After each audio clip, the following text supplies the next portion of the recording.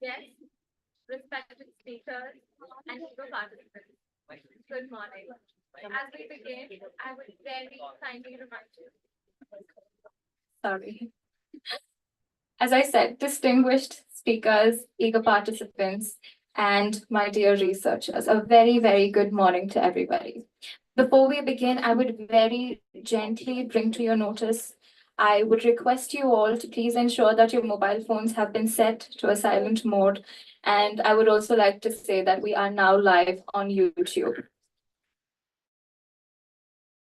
The School of Humanities and Social Sciences, and the Department of Journalism and Mass Media, it is my honor and privilege to welcome our respected Chancellor, Vice Chancellor, Pro-Vice Chancellor, Dean of Student Affairs, and our distinguished guests for the day, Professor George Alfred James, Professor B.K. Ravi, and Ms. Aisha Khanum.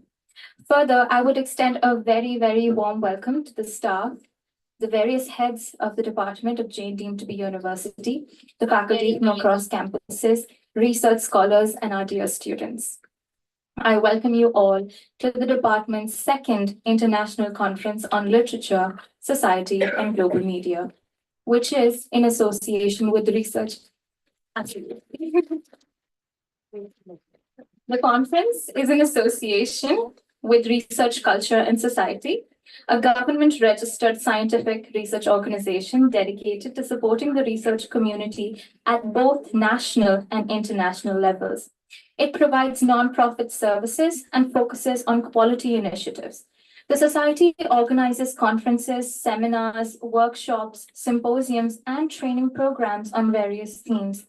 To date, it has successfully conducted over 155 educational programs in collaboration with reputable institutions. This gathering today is a testament to our shared commitment to exploring the powerful and ever-evolving intersections of literature, media, and society. Today, we bring together a remarkable assembly of minds, leaders in academia, professionals in the field, and passionate researchers to engage in discussions that are as intellectually rigorous as they are crucial in shaping the future of our global narratives. As we open the conference, I am reminded of the words of Franz Kafka, who said, "A book must be the axe for the frozen sea within us all." In much the same way, this conference serves as a forum where ideas break through barriers and ignite the change we wish to see in the world. Over the next 2 days, we will immerse ourselves in transformative discussions, present cutting edge research, and critically examine the role of literature and media in shaping societal values around the globe. To begin the conference on an auspicious note, it is important to align ourselves with the pursuit of peace, knowledge, and wisdom. As we step forward into this academic journey together, let us take a moment to seek divine blessings. I now invite Nishant and Sri Jaya to lead us in a prayer that opens our minds, our hearts, to the enlightening experiences ahead. I kindly request the audience to stand.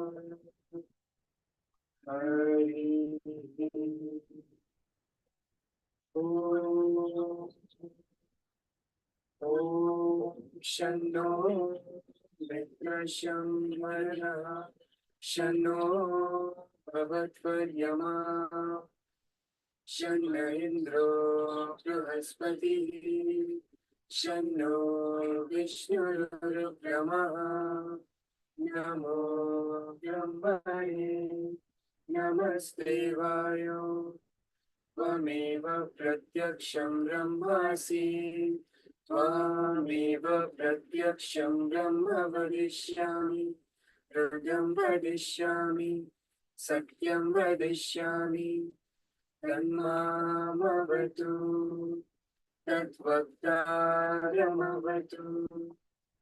अवतु माम् अवतु वक्तारम् ॐ शान्ति शान्ति शान्तिः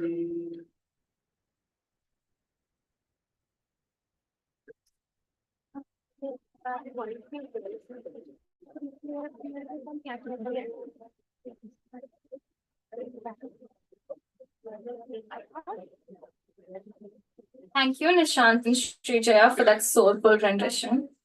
We now move on to a tradition that holds great significance, the lighting of the ceremonial lamp. This act is symbolic of knowledge overcoming ignorance, of light dispelling darkness.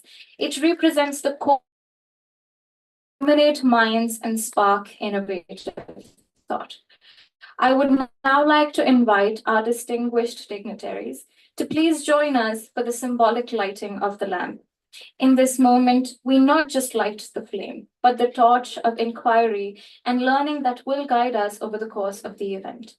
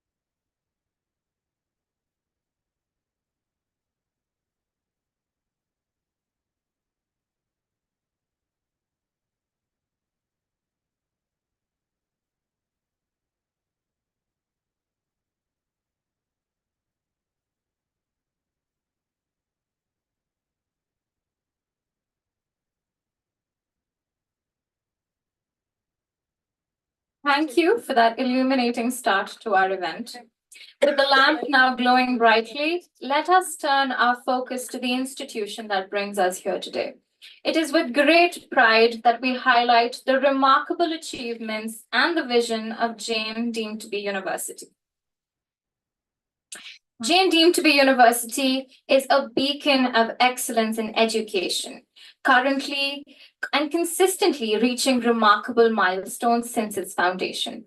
Committed to delivering outstanding education and nurturing entrepreneurial growth, Jain Deemed to be University features a culturally vibrant campus that resonates with the academic tradition and is esteemed by leading organizations. Jain Deemed to be University proudly holds the 65th position in the NIRF and has earned an impressive A++ grade with a 3.71 CGPA from NAC. It is also accredited by the NBA and certified for quality management by TUV Nord. Additionally, Jain University is a distinguished member of the Associations of Universities of Asia and the Pacific. In the realm of sports, Jain Deemed to be University has made significant impacts by hosting Khelo India in 2021 and emerging as the overall champion. It also hosted the AIU Cultural Fest, Jain Utsav, in 2023.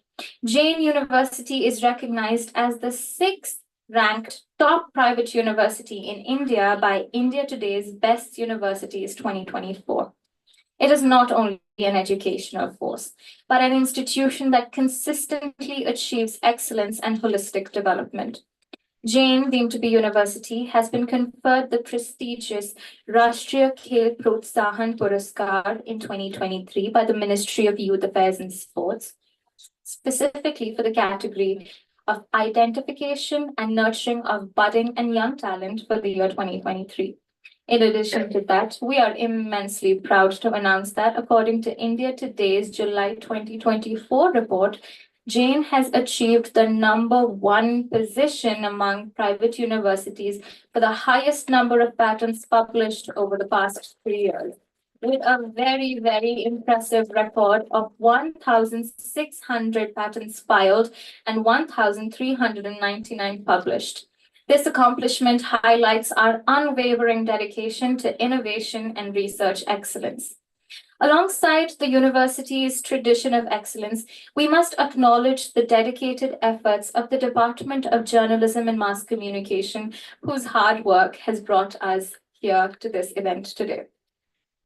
The Department of Journalism and Mass Communication at Jain Deemed to be University is a key part of the School of Humanities and Social Sciences. Offering both UG and PG programs, our students engage with global and local media challenges, gaining real-world training to become future media leaders. With strong industry connections and international exposure, we empower students to excel in media no matter their chosen path.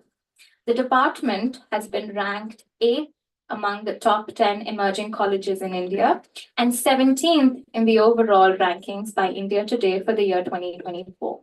We focus on holistic development through guest lectures, workshops, and interdisciplinary learning, preparing our students for dynamic careers in the truly ever-evolving media landscape. With the department's accomplishments highlighted, we will now turn our attention to the conference itself. It is now time to learn more about the conference that has brought us here today. I am pleased to invite Dr. Bhargavi D. Henneke, Professor, Head of the Department and the Conference Chair for the day, to share her insights on the events and its significance. Please.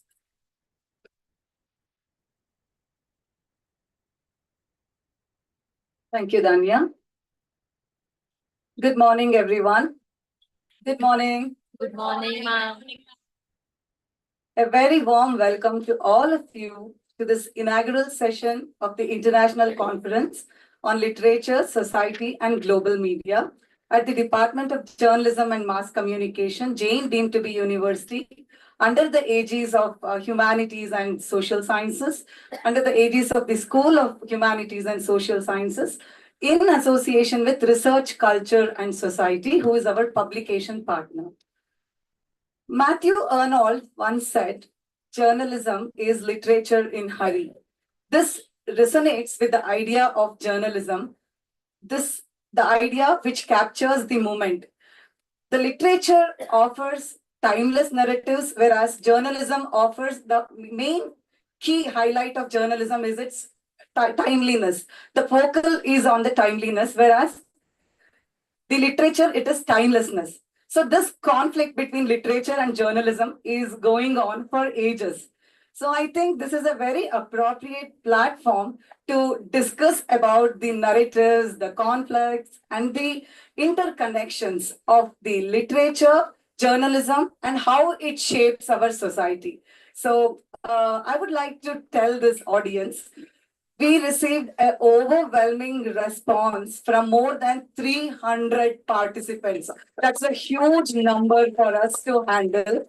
But in that, our team, our editorial team selected 230 abstracts and full-length paper for the publication and the presentation.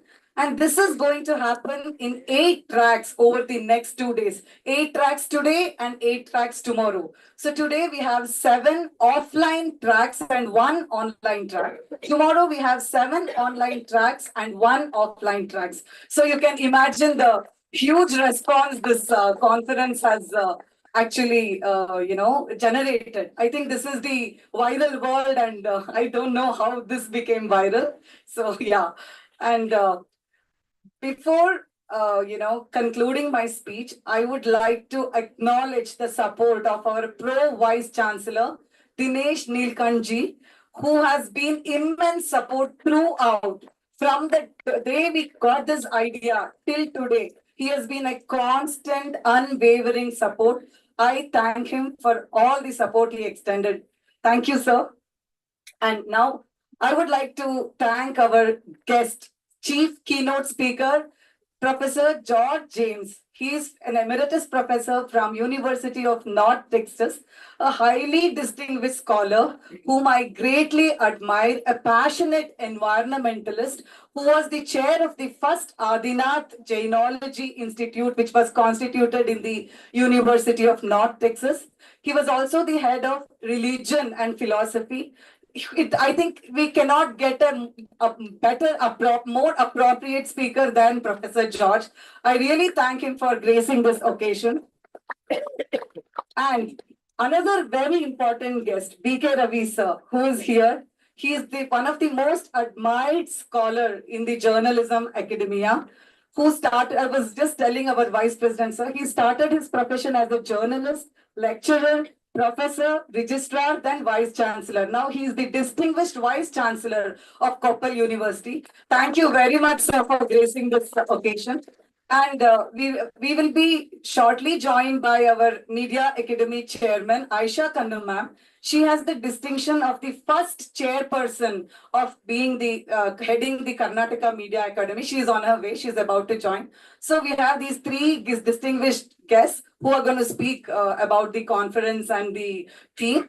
And I am grateful to our Vice President, Sir Bandari, sir, and our Shraddha ma'am, Rajni ma'am, Srinivasaya sir, Yashaswini ma'am, for Rajeshwari ma'am, for all the support. Even though they are from different departments, they have supported as if it is their department function. It is my duty to acknowledge their support in my inaugural address. And our Shamali ma'am, our convener, she has worked throughout to make this happen. Now over to you, Shamali ma'am. Please. Thank you very much.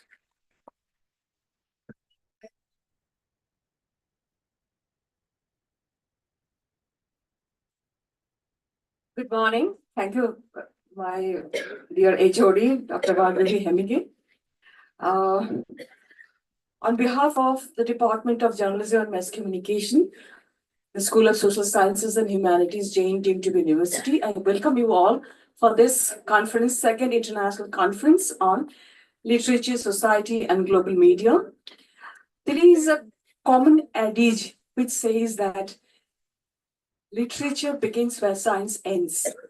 So I believe conference, seminars, and all these intellectual discussions have always been worked as a springboard for intellectual deliberations, thought-provoking ideas, And we believe that during these 2 days conference, we will experience and will enrich ourselves with new knowledge, new ideas. And on behalf of, again, I welcome you all for this conference. Have a nice day ahead. Thank you very much.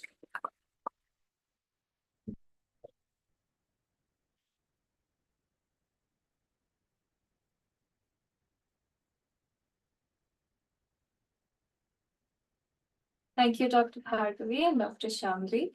Can we please have a huge round of applause to welcome Ms. Aisha Khanum, who has just joined our dignitaries. Welcome. We're glad you're here.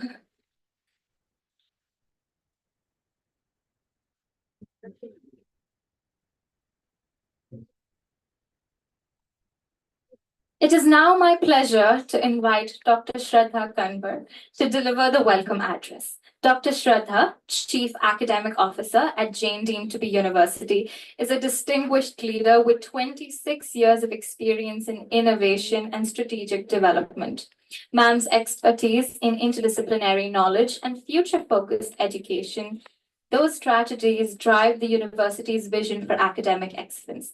Please join me in welcoming Dr. Kanwar on stage. Thank you so much. A very good morning, everyone. Honorable Vice President, Shri Ravindra Bhandari, sir.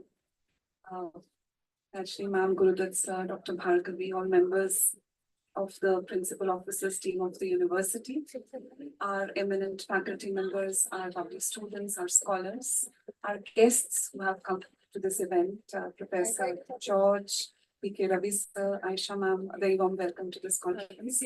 I must congratulate the Department of Journalism and Mass Communication for designing a very interesting and very relevant theme for today's and tomorrow's conference, which is around literature, society, and creative media. I think it's fascinating to be in the time that we are today, but it's also very interesting to sometimes, close your eyes and go back into history. And when we talk about literature and when we talk about society and we talk about creative media, you'll find so many intersections at every stage, every historical time of our lives. The other day, I was reading something about physics and philosophy, and let me share that. Physics is supposed to be the scientific expression of what philosophy presents as classical determinism. Now, I don't want this to be very heavy, but I want you to understand the interconnections between different disciplines and the joy of what one creative discipline brings to the other. But today it is about literature, it is about society, and it is also about creative media. So let's go back into 1859. Right? We are in 2024. But if you go back into history in 1859, you'll find that on one hand, we had a person called Charles Darwin. You remember? You've heard about him. He was writing, and maybe I can get the year wrong, but it's around that time. He was writing something about survival of the fittest, the origin of species, right? You've heard about this. The whole aspect of our origin of species became such a prominent theme. Separately, a person called Charles Dickens was writing A Tale of Two Cities. And I always quote that there's so much of joy and connectedness between what is expressed through literature of what happens in society and vice versa. So there's so much of influencing of what a writer can bring into, and a writer and a reader. You know why? Because the reader, when you are immersed in reading, you become a co-author.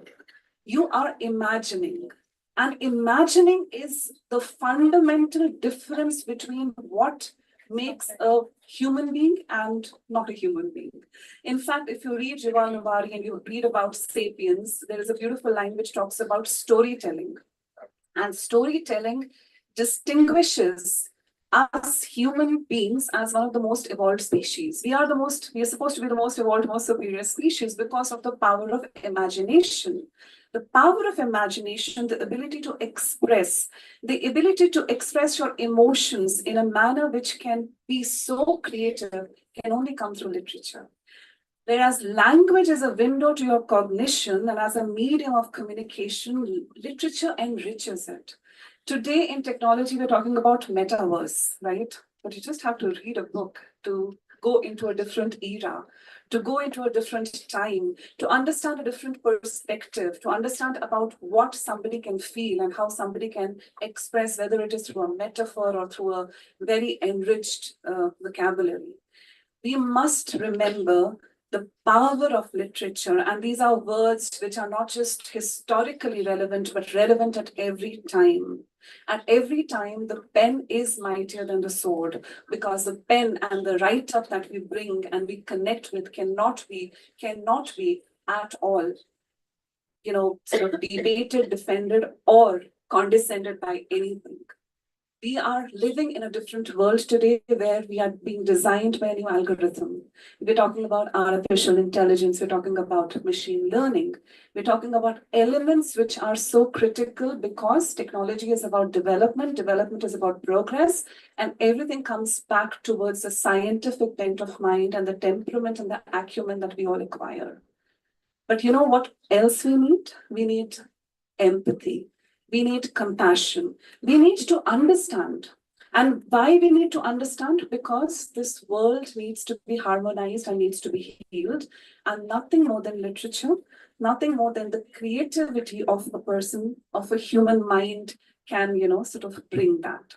I'll give you an example. There was this interesting research that was conducted. I think it was on Jane Austen's works. I'm sure all of you are familiar with it.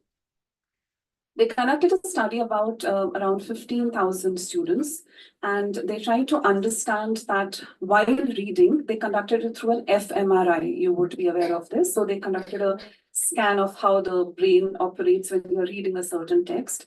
And it was very interesting because whenever they found that the people were processing or reading, the temporal lobe, the language processing zone of the brain got activated, but they also experienced and observed that during this time, the global blood flow, which meant that there was a certain internal healing that happened unknowingly, and a certain balancing of the emotions that happened unknowingly, just because somebody was reading a particular text, which was so powerful, it was so emotive, it helped them to internalize and it helped them to kind of, transform into a different person.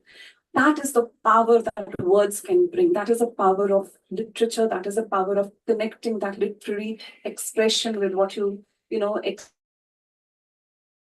why do we need it today even more? Because we're going through very conflicting times, both cognitively as well as, I would say, from an interpersonal perspective, and including the narratives that we keep finding.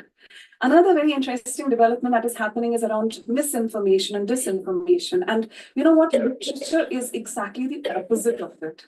Because literature helps you imagine and then come to the truth, right? So you create a new world. You imagine something which is not existing. It is fictitious, but it always leads you to the truth. So whereas history will give you something very specific about a certain event or a certain incident, literature helps you to question and ask the right questions, to critically understand that if this happened, maybe should something else have happened? Could something else have happened? And those are the questions we are looking for when we look at something beyond the intelligence that machine provides. My dear scholars who are here today, you must understand the importance of this particular event, because this event is a conference. It is a consortium where you'll be responsible for sharing of knowledge, but it's also about dispelling ignorance. It's also about identifying newer pathways. It's also about understanding that what you can do with this understanding of a different perspective, which no other discipline and no other area of knowledge can bring in. You must therefore ask the relevant questions, you must participate, and you must be involved and immersed in it as a very profound person who is wanting to enrich herself or himself. There's a very beautiful painting by Raphael, which talks about Plato and Aristotle, and Plato mentions something about, the truth is something beyond our realization because it is there in heaven. And Aristotle says, no, the truth is right here. It's just that we have to be in acceptance that there can be different versions of a certain situation, circumstance, emotion, and expression. And that's the power we bring in. From an Indian perspective, because we're also proud about what we do in India, we have an oral tradition, right? For us, the transfer of knowledge happened orally. Our scriptures are brilliant. Our stories are even more. So whether it is a small child who grew up reading the Panchatantra, or it is a political analyst of Chanakya's Niti, or the scriptures which are popular across the world in form of Upanishads or our own Bhagavad Gita, they have only one message to give, that bring compassion and bring the human quality that we can to others. And this is what this conference is going to celebrate, along with the intersections that we bring into society. I would like to congratulate the Department of Journalism and Mass Communication once again, because this is indeed a very relevant topic. And I would like to be telling us all to utilize this opportunity to get enriched, informed, and more imaginative. Thank you so much.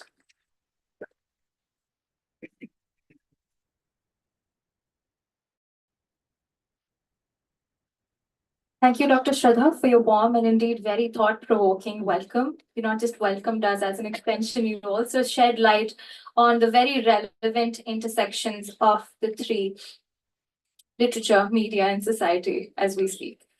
As we advance on the path of academic excellence and transformative education, we are honored at Jain to be guided by someone who exemplifies these ideals.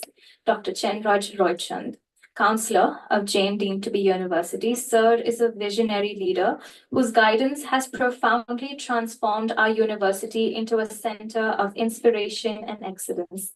Sir has conveyed his best wishes toward this international conference. On that note, our esteemed Vice Chancellor, Dr. Raj Singh, stands as a beacon of inspiration, setting an exceptional standard for Jain Deemed to be University, and also extends his best wishes to the event. A genuine leader is not a searcher of concession, but also the creator of concession. These lines are exemplary of our dearest Pro-Vice Chancellor, Dr. Dinesh Neeland. He is known to be extremely disciplined, dedicated, and an efficient person with a warm personality and years of experience in the field. Sir also conveys his greetings, wishes, and unwavering support to this international conference. It is now with great pleasure that I invite Sri Ravindra Bhandari, sir, the Vice President of Jain Group of Institutions. Sir brings over 3 decades of experience in banking, including leadership roles at Canara Bank, Pragati Krishna Bima Bank, and has become recognized for his contributions to rural development and CSR with the Distinguished Alumni Award for the University of Agricultural Sciences. Please join me in welcoming Sri Ravindra Bhandari, sir, on stage.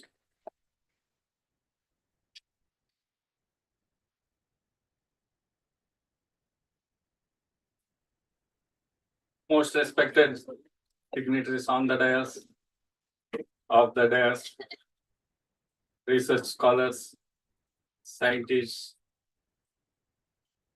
mass or media professionals, my colleagues, dearest students. Good morning to all of you. Good morning, sir. It is my pleasure to be part of the inaugural program function of this international conference for 2 days. I consider that today I'm the luckiest. What a wonderful morning today. I met the keynote speaker, George, who is working on the environment, and environment is close to my degree. I am an agriculture graduate. I came to associate with Dr. Ravi, who is the Vice Chancellor of Koppal University, where I have worked in my previous assignment. And good that I am I mean,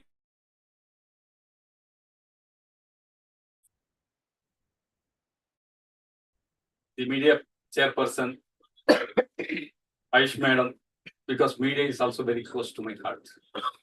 And they have told so much about and whatever the university standing is there today, it is all because of the persons who have been named by Dr. Bhargavi. I must appreciate and congratulate Dr. Bhargavi, the director of the School of Journalism and Communication, and her entire team for having arranged such a eventful international conference for 2 days. On behalf of the Jain Group of Institutions, on behalf of Jain University, I welcome all the participants and I wish the great success in these 2 days. Jain Group of Institutions is one of the premier educational institutions of the country today.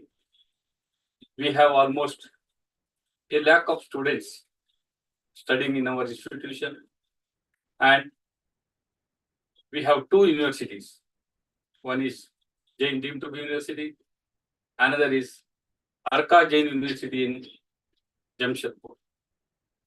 We are not only imparting the best of the best education, we are also in research and innovation. We believe that the research is the future of the country.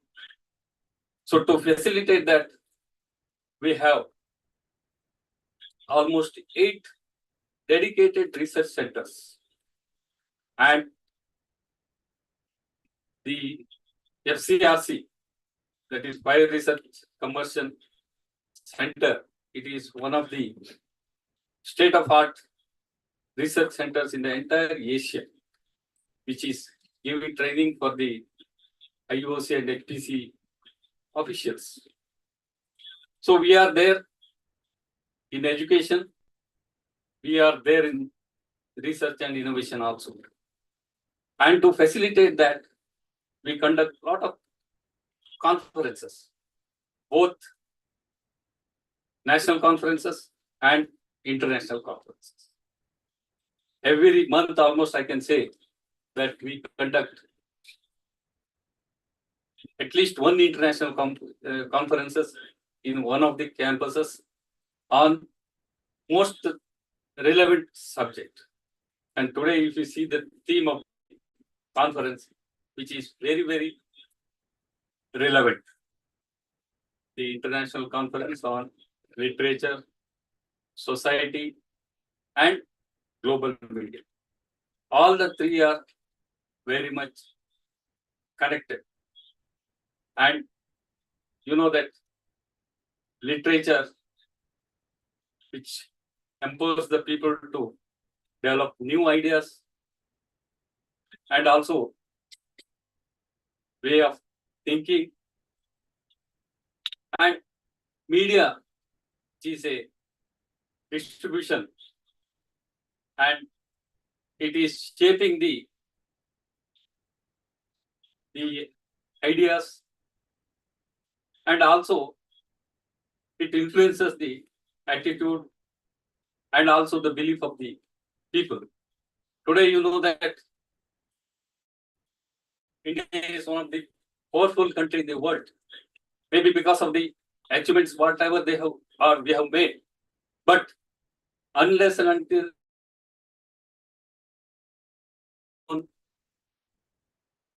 in the world, and the credit goes to the media. So media is such a powerful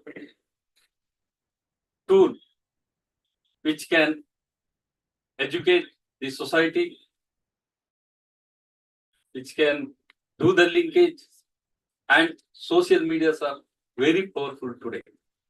So this is a very relevant subject, for the conference. And I must say thanks to Shraddha Madam. Not for any reason, for the reason that she has taken my time also in her speech. So she has made my job very easy. So my best wishes to every one of you, and take the best out of this 2 days international conference. It is an opportunity for all of you to interact with the scholars, with the scientists, with the professionals, and with all, so that you will be enriched by the end of the 2 days conference. So once again, my best wishes to every one of you. Thank you for your patience here. All the best. God bless all of you. Thank you.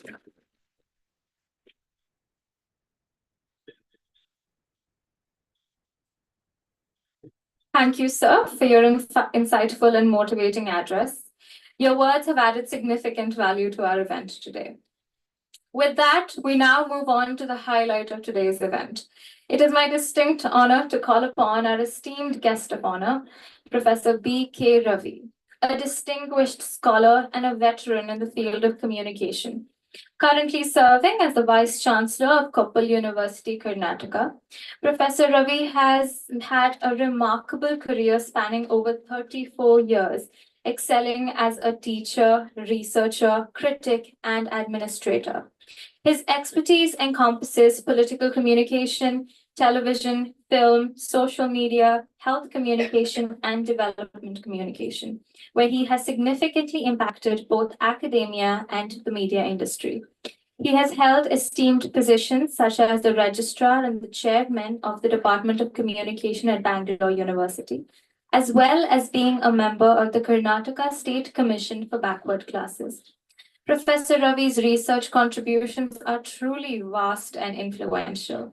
He has published more than 100 research articles in national and international journals, conference proceedings, and books, making significant strides in communication studies.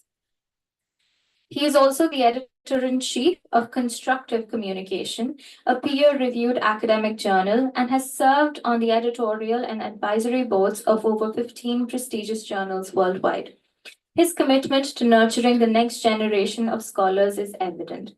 Having successfully guided 12 PhD scholars and currently mentoring 8 doctoral candidates, his work in media literacy, development communication, and ethical communication in both media and education have received global recognition, with invitations to present his research in countries like the United States, Poland, Japan, Morocco, Canada, among many others. A prolific author, Professor Ravi has written and edited 9 books, including his highly acclaimed work on modern media, elections, and democracy, published by Sage, and his edited collections. His scholarly efforts have earned him numerous awards, including the National Award for Excellence in Media Education, the Chanakya National Award, and the Press Club of Bangalore Annual Award. With his wealth of experience and deep insights in the evolving global media landscape, Professor Ravi's contributions to this conference on literature, society, and global media promise to be both enlightening and inspiring. Let us extend a very, very warm welcome to Professor B.K. Ravi, whose pioneering research and leadership continue to shape the future of communication and media studies. On that note, I now request Sir to please address the gathering. Please join me in welcoming.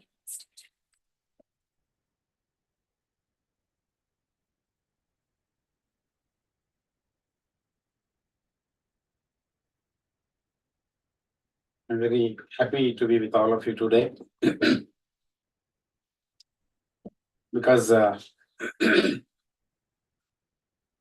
we are very much attached with Jain group of institutions. Because this institution was earlier affiliated to Bangalore University. See, we are very proud that Jain group of institutions have become an independent university, not only in Bangalore, in different parts of the globe. So Bangalore University earlier was one of the largest university in Asia, with more than 800 colleges, around more than 6 lakh student population. Then we had the Jain group of institutions as one of the most prestigious institutions of Bangalore University. I'm really very proud to be with all of you. And now Jain group of institutions and the Jain University. They are propagating the cause of higher education throughout the globe. We are very proud of this institution. So before I start, I think I should thank Dr. Bhargavi Hemige and all her team for inviting me and all the management of Jain Group of institutions. The dignitaries on the dais, academicians, scholars, students, and media professionals. It's a great honor to be with all of you today for the second International Conference on Literature, Society, and Global Media. See, the theme of the conference is really very interesting and it's not that easy. It's very, very vast. As we gather to explore the dynamic intersections between culture, communication, and creativity, we reflect on how literature and media serve as powerful vehicles for change in society. These pillars have not only shaped the societies and their histories. Indian literature and media.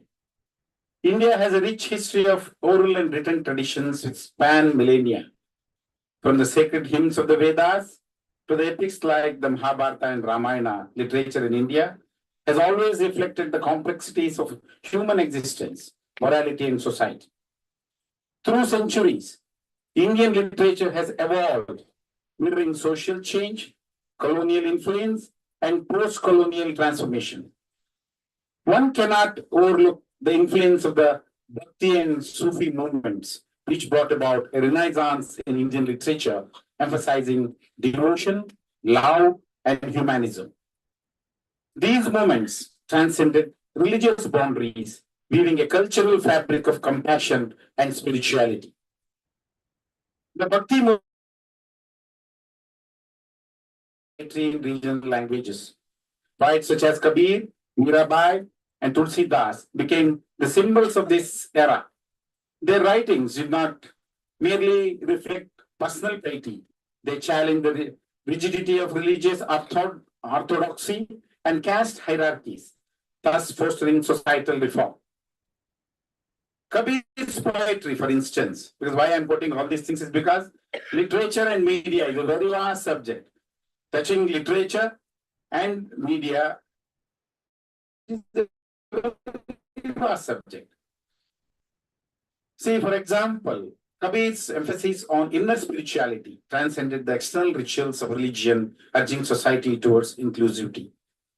The Sufi poets, such as Amir Khusro in literature, through their mystical verses that emphasize the unity of all existence.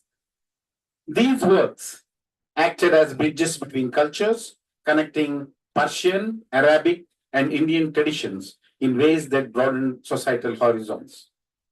In the realm of media, India's journey is equally compelling. The first newspaper, Hickey's Bengal Gazette, published in 1780, marked the beginning of print journalism in India. It played a crucial role during the independence movement, disseminating information, ideas, and revolutionary thoughts. Later, newspapers like the Hindu, Amrit Bazar Patrika, and a lot of them continued this tradition, educating the masses and playing an integral role in shaping the political landscape of modern India. Post-independence, media in India became the voice of democracy, and its interface with literature began to reflect the country's socio-political complexities. The role of the vernacular press was particularly notable. Regional newspapers in languages such as Bengali, Marathi, Kannada, and all other Indian languages helped create a platform where local voices could be heard. These platforms bridge the gap between the intelligentsia and the common people, influencing both literature and society at large. And if you look into Kannada literature and media in India, in the context of Kannada literature, the contributions are profound and historically rich. Kannada is one of the oldest Dravidian languages with a literary history dating back to the 9th century. Early works like Pampa Bharata, written by the poet Pampa, Kaviraja Marga, a 9th century treatise on poetics, laid the foundation for a rich literary tradition. However, Kannada literature has also evolved, tackling contemporary issues like caste, class, and modernity.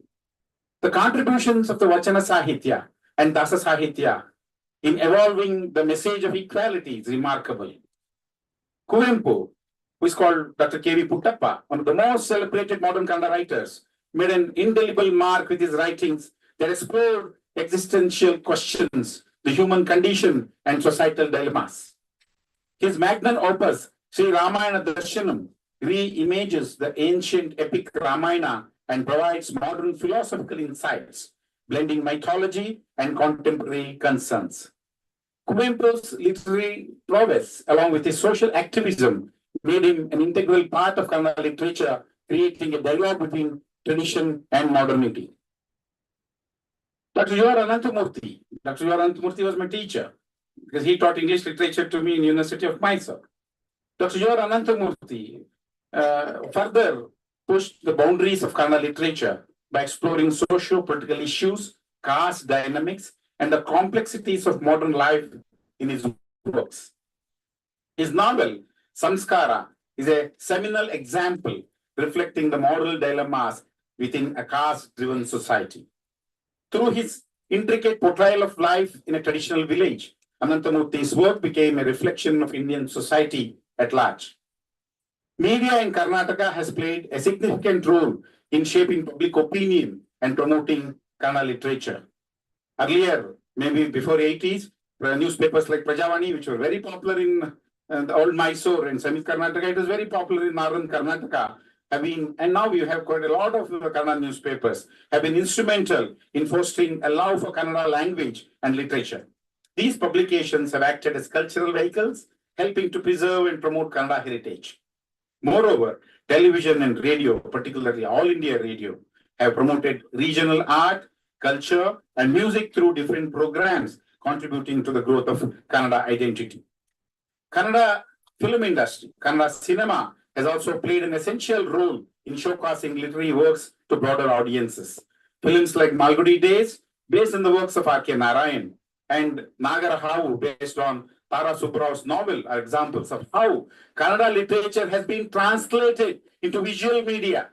How Kannada literature has been translated to visual media, making literature accessible to even non-readers. It's a very, very important point which needs to be discussed in detail in this conference. See, these are some of the examples where how the text has been translated to the visual media, making literature accessible to even non-readers, person who cannot read and write. It has reached an illiterate person. These films contributed to the regional cinema movement by exploring local narratives while resonating with universal themes. So literature, media, and society in India. India's media landscape is vast and diverse, encompassing multiple languages, dialects, and cultural nuances. While national media often dominates, local and regional media play a crucial role in reflecting the concerns and aspirations of specific communities. Doordarshan, India's public service broadcaster, is one such example that revolutionized public service broadcasting in India. Doordarshan, though it was established in 1959 with a clear mandate to educate, inform, and to entertain, its mission was not only to provide entertainment, but also to serve as a tool for nation building. Programs like Krishi Darshan, launched in 1967, specifically aimed at educating farmers on modern agricultural practices. And all of you know the contribution of All India Radio in achieving green revolution in this country. At every point of time, you should never forget that. So this helped bridge the knowledge gap between rural and urban India and became an example of how media could be harnessed for development. Over the years, Doordarshan expanded its jurisdiction with programs that covered everything from health to women's rights, becoming a vital component of India's developmental communication strategy. Another important media initiative was Chitrahar, because all of you know the main intention of having earlier media was to, what are the functions of media? I think media students, you know, you had three functions. See, Chitrahar, a program that introduced Hindi film songs to Indian households, bringing Bollywood's popular culture into the living rooms of millions. More than just entertainment, it became a collective cultural experience for families across India. The rise of digital media has further changed the communication dynamics in India.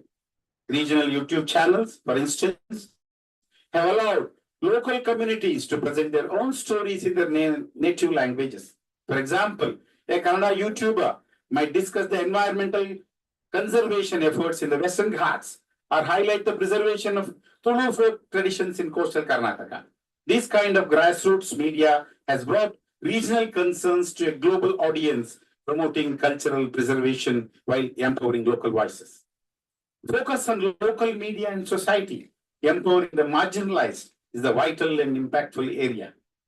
Local media in India often serves as a voice for marginalized communities, providing them with platforms to share their experiences and challenge societal norms. A remarkable case study in Kabir Laharia, a grassroots journalism initiative led by women from rural Uttar Pradesh and Madhya Pradesh. Initially launched as a small-scale print newspaper, it was now evolved into a digital platform that covers issues like domestic violence, caste discrimination, and access to education in remote areas. This model of journalism has empowered rural women to tell the stories, enabling them to confront societal taboos. In Karnataka, local media initiatives like Namma Kudla, a regional television network in Mangalore, have played a pivotal role in promoting Tulu culture and addressing regional issues. Tulu is an endangered language, and local platforms like Namma Kudlu are instrumental in its preservation by producing content that resonates with the community. Such platforms are not just about communication, but are also about cultural preservation, helping regional identities survive in an age of global media hegemony. Media interface with regional and national literature. In today's digital era, literature and media continue to shape society in profound ways. In today's digital era, literature and media continue to shape society in profound ways.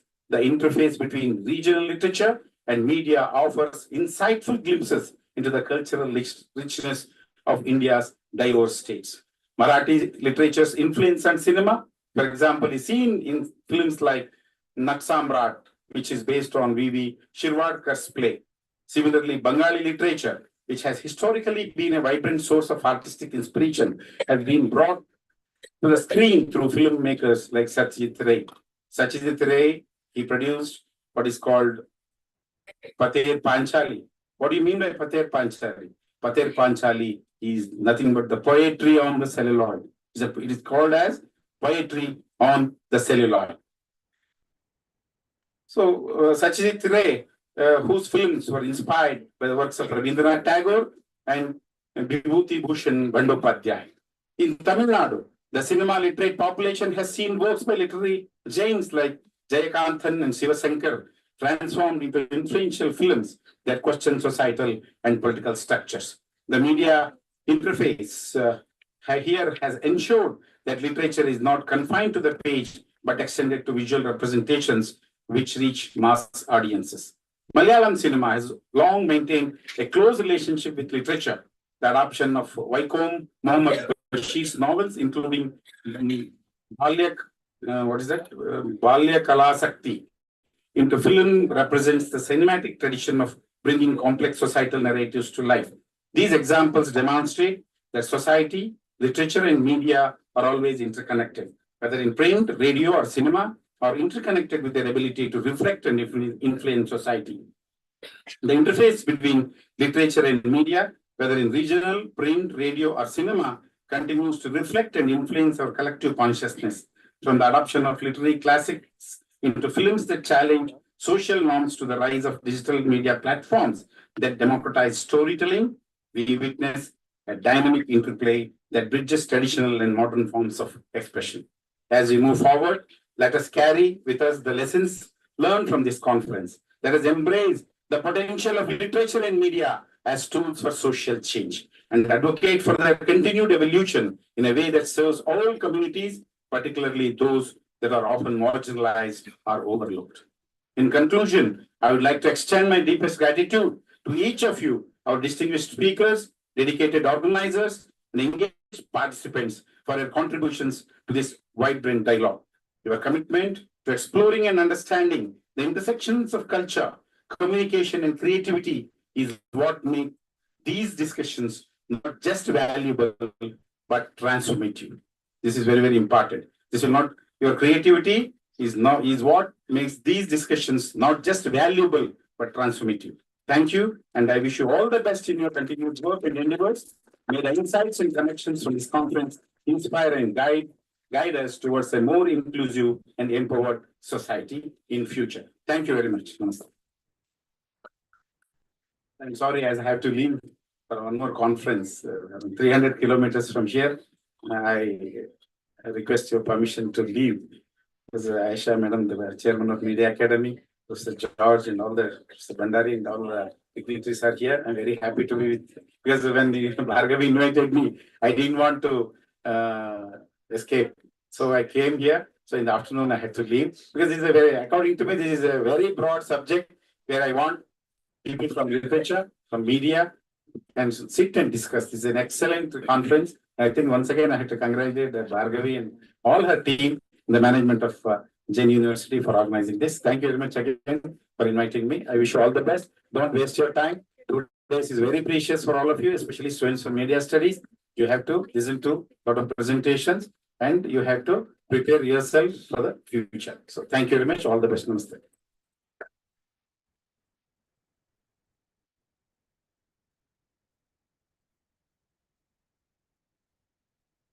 Thank you, sir, for that ocean of wisdom you've generously shared with us. You gave us the evolution, the revolution as well of the crossovers between literature, media, and culture and society as well. Let us now dive into the most anticipated part of our gathering, the release of the conference proceedings. This collection of scholarly papers represents the hard work, dedication, and intellectual rigor of the researchers and scholars spanning the continent.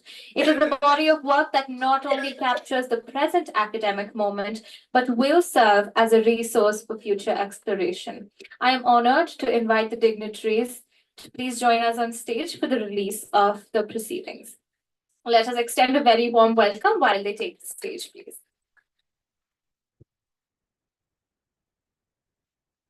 I request Professor George, B.K. Ravi sir, and Aisha ma'am.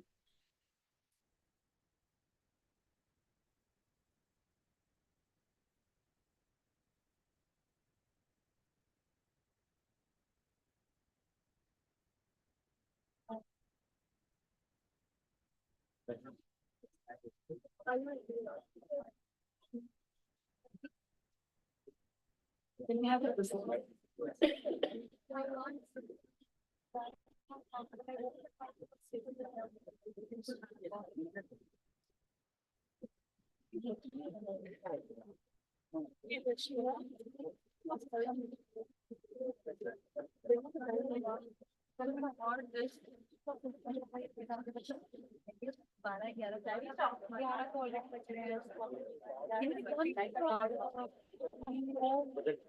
Projector light and sure.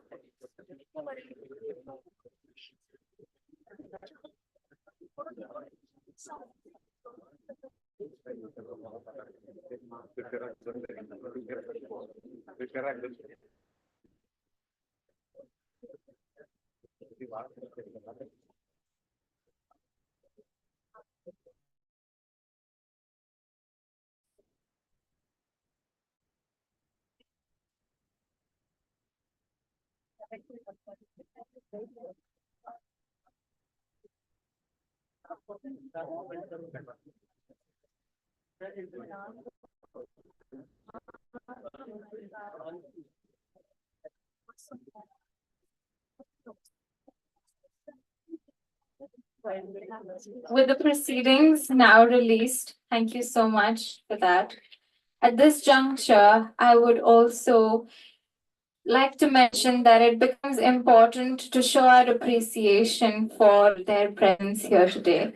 May I kindly request Mr. Bhandari, sir, to please come up on stage and felicitate Dr. Alfred James, to give them a symbol of our sincere thanks, a signifier of the fact that we are ever grateful for their presence.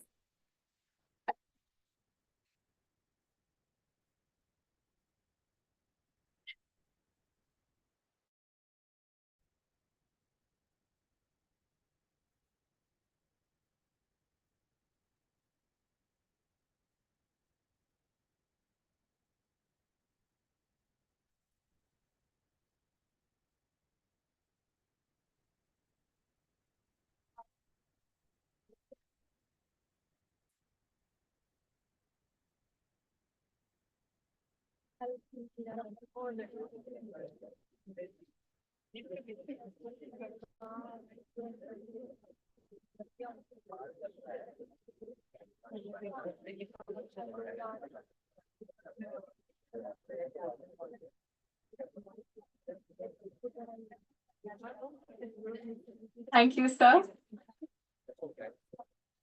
Our appreciation is more than everything you hold in your hands. At this moment, I would kindly request Dr. Bhargavi D. Hemmige, Dr. Shraddha Kanwar to kindly facilitate our our chief guest for the day, Mr. B.K. Ravi, Professor B.K. Ravi. Ma'am.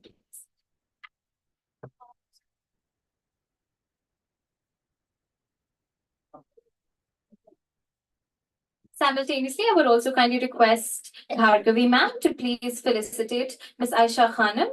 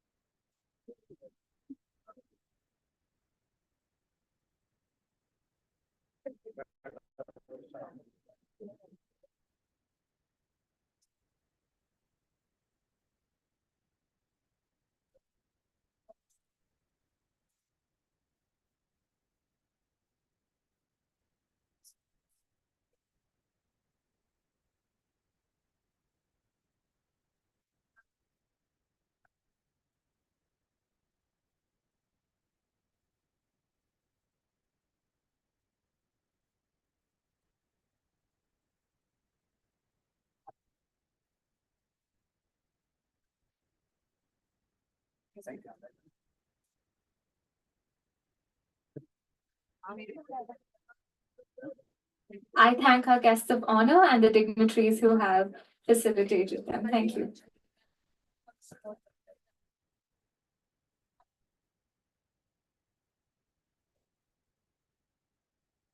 Thank you.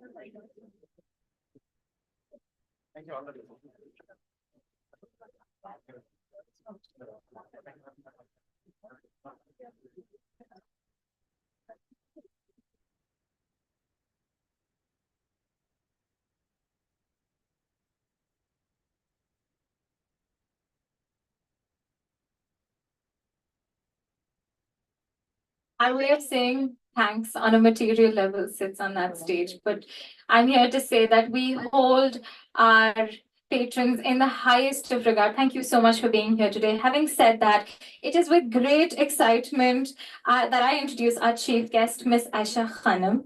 Ladies and gentlemen, it is my absolute honor to introduce an extraordinary individual whose name is synonymous with the excellence in the field of broadcast journalism, Miss Aisha Khanum. With an impressive career spanning over 26 years, Ms. Khanum has made her mark as a highly accomplished broadcast journalist and mass media professional. Ma'am has served as the chief correspondent for the South India at Doordarshan's 24/7 national news channel, DD News, and held key positions at Star News and Aaj Tak, where she was instrumental in revolutionizing television news coverage in South India. Ms. Khanum's journalism has taken her across borders, from reporting on pivotal moments like the LTTE war in Sri Lanka to India's Chandrayaan missions and even covering the BRICS summit in Brazil. Her fearless and insightful reporting during events as such, including ones like the Telangana agitation and the tsunami in the southern parts of Asia, have earned her widespread respect.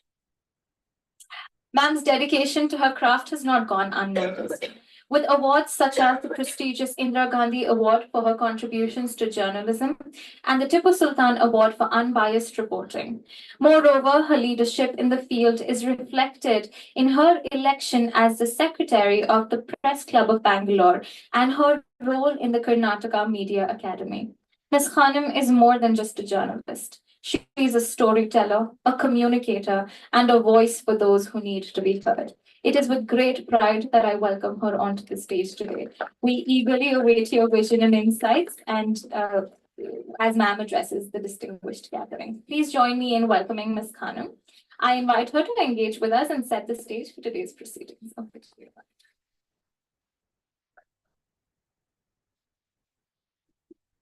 Thank you so much. We forgot to add one thing. She was also a nuisance journalist. You have to be a nuisance to be a good journalist. That is how, a good journalist is described, Most politicians would not want a nuisance journalist in their press conference. So, nuisance. Anyway.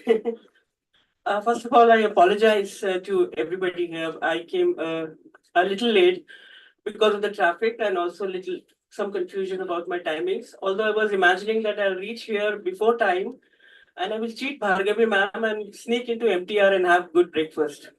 Yeah, that was my plan, but somehow the traffic kind of cheated me. Anyway, good morning to all of you.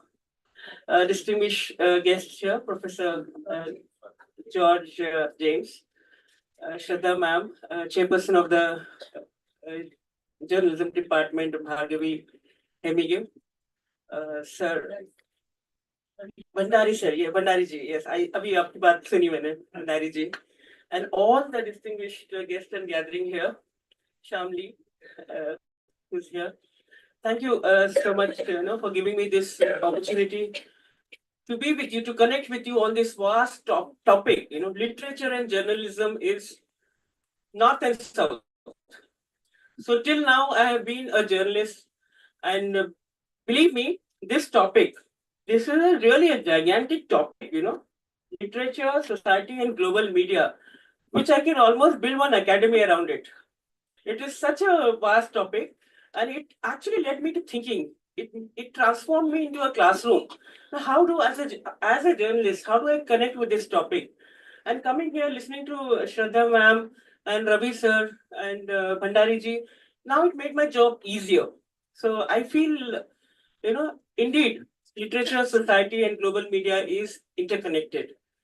But I may not be qualified as a person as a literary like Shraddha ma'am, Bhandari ji, or Ravi sir, but I'll take you through with my experiences what it means to be, part of the global media and how it connects with society and how literature makes this an connection. So a few of my experiences I can, I could recollect as I was thinking about this topic. But I must congratulate you, Bhargavi, Hemi, ma'am, and all the distinguished faculty of this institute for congratulations to the institution for this wonderful gathering and putting up this show. Well, the intersection of literature, society, and global media is a dynamic and complex field that has undergone significant changes in the years. Now, on one hand, global media has opened up new avenues for literature to reach a wider audience, transcending geographical boundaries and cultural differences. Like online publishing platforms, social media, digital media have democratized literature, allowing diverse voices to be heard and new stories to be told. We're talking about democratizing literature. It has also democratized media. It has also democratized the way information is, dished out. Information is given out. So this has enabled marginalized communities to express themselves and share their experiences with a global audience. Now, media is considered as the voice of the society, especially the voice of the marginalized society. Now, this entire thing, the global, when you're talking about this topic, global media, literature, and society, to express themselves and share their experiences and with the global audience. Yeah. I was at a women's literary forum recently, Women's Writers Association. So they had invited me, and there also I was like, outsider, because it was all literary authors, doctorates. So I heard somebody say that sometimes journalism is defined as literature in hurry. In Kannada, it is described as literature in hurry. So I was surprised, why connect journalism with literature? Because for journalists, the copy that a journalist writes can never be part of literature. But then the literary community considers this as a literature in hurry, because we write copies every day. We write stories every day. We are storytellers. We give stories. We inform the audience what happens in the society. We inform the audience about the existing literature. We convert the literature into visual form. So we are the storytellers. So therefore, it is seen as literature. Journalism is literature in a hurry. But I feel that there is no scope for considering our work as literature, because we give information based on facts. There's no fiction in our stories. We are only confined to facts. We are confined to the day's events. But somewhere maybe we also take forward features with the help of features and the different stories. We connect and build it as a literary forum. So that's why journalism is considered as a literature in hurry. Now let's dive deeper into the impact of global media on literature and society. Now, global reach. Literature can now reach a global audience, transcending geographical boundaries and cultural differences. Diversification of voices. Global media has enabled marginalized communities to express themselves and share their experiences with a global audience. Now, we are talking about global media. Now, have you watched stories on Al Jazeera, BBC, DD India? DD India is now English channel which is based on BBC and Al Jazeera. So, have you watched stories on that? UN interest stories, the news stories. These stories tell you, the stories are titled as Inside Africa, inside South America. I mean, they are the detailed stories where the media reaches out to the marginalized communities, the people who have no connect with the mainstream, perhaps. So these are the stories where you can find, how the people in these regions are, or the society in this region, needs to be heard. How the voices from these regions can be brought out to the world. So this is the role of the global media. So the global media is doing this, but there are some negatives also. Like sometimes there will be some misrepresentation of, the way the society is. Especially sometimes the global media tends to cross its boundaries. Now, when I give you an example of when I was covering LTT civil war, when we were in Sri Lanka, we were embedded journalists. We were going to the defense forces to see how Sri Lankan forces captured Kilinochchi, the headquarters of LTT's leader Prabhakaran. So we were all excited. We were going, we were taken by the defense forces. We were going by road. We had gone helicopter, but then we had landed and we were going by road. There was the world media in that group, in that embedded journalist group. People from Australia, people from Germany. There was world media in that, and I was one among them. There was one more that time I was in Star News. Journalist from Doordarshan also. She was based in Sri Lanka. She was reporting from Sri Lanka, but I was from Star News. So we were going and we were all discussing about how Kilinochchi was captured. So it was quite an exciting moment. And on the way, we come across a place where there was a tap and women were fighting at the tap for a pot full of water, which is a common sight for all. It's very common in South Asia. It is a daily struggle for us. Women fighting for a pot full of water at tap, at a public municipal tap. It was very common. Then we just ignored. We happened to see, or maybe it didn't even catch our attention. Suddenly, one journalist, he was from Australia, I think. He was from one of Australia. He just jumped, stop the bus, stop the bus. Then what happened? We thought he must have come across something interesting. Oh, that's a story there. I want to capture that picture. For him, that was a story. For us, it was just a routine thing. It was a normal thing which in Asian countries, as Asians or South Asians, we've seen it every day. For him, that was a big story. I want to capture that. Stop the bus. He only make a lot of noise. But even the other journalists sitting there, the bus driver also did not realize that it is something unique or different. But he wanted that story. Then we asked him, what is the story? Then he said, this is very interesting. People are fighting for water here. I said, this is very common in South India. South Asia. And this is part of our life.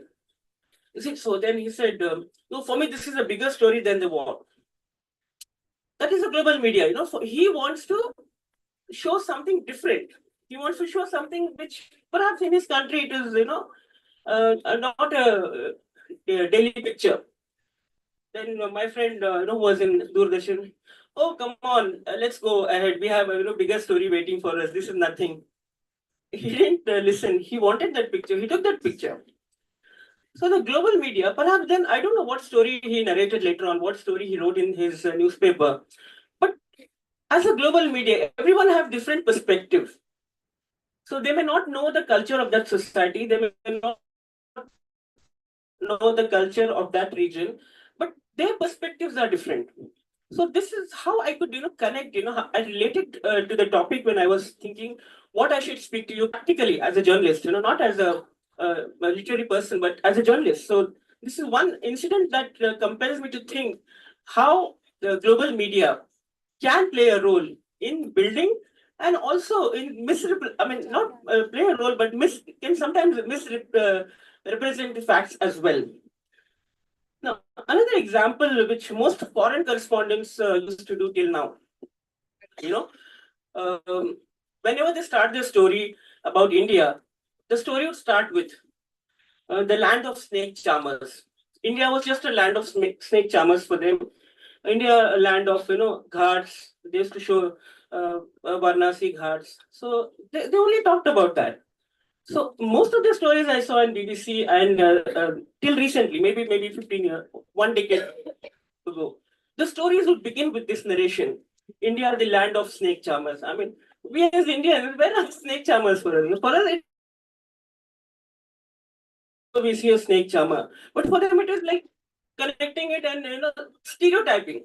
The global media tries to stereotype some portion of the culture of the country. For them, it comes to their mind immediately. When you're talking about snake charmers land, it means India. So that's how the stories were built till recently. But now the narration has changed. The narrative has changed. This stereotype is shedding now. Now they start the story with, India, a developing nation, India, a nation which is aiming to be a $1 trillion economy. The narrations have changed now. Slowly it is changing. And when they talk of Bangalore, they talk of Bangalore as the IT city, the IT capital of India. So this type of narration is changing. This is where the global media, needs to work, step on. This is how the global media has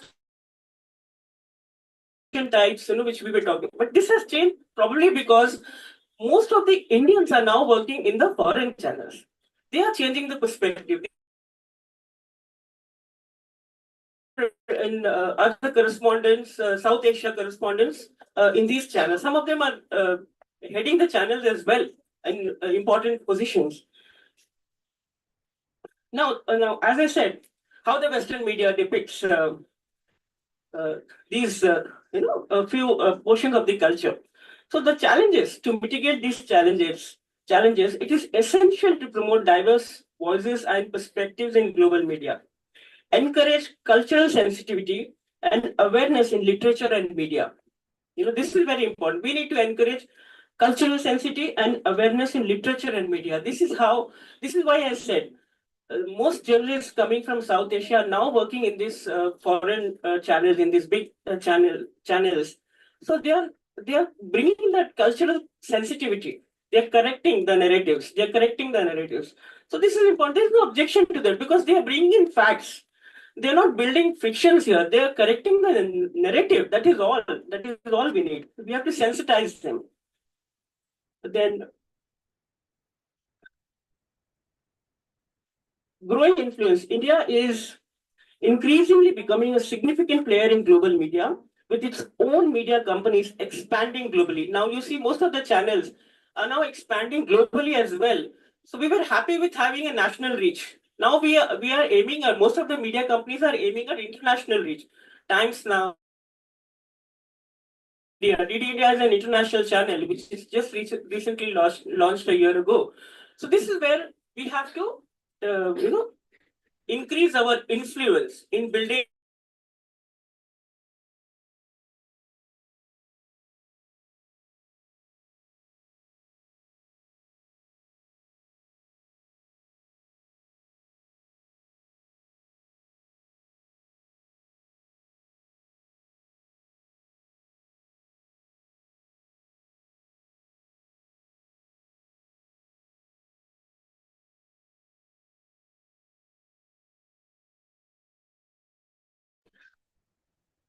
Prime Minister Narendra Modi does. Do you recall when he goes on foreign tours, the Indian diaspora is there to welcome him.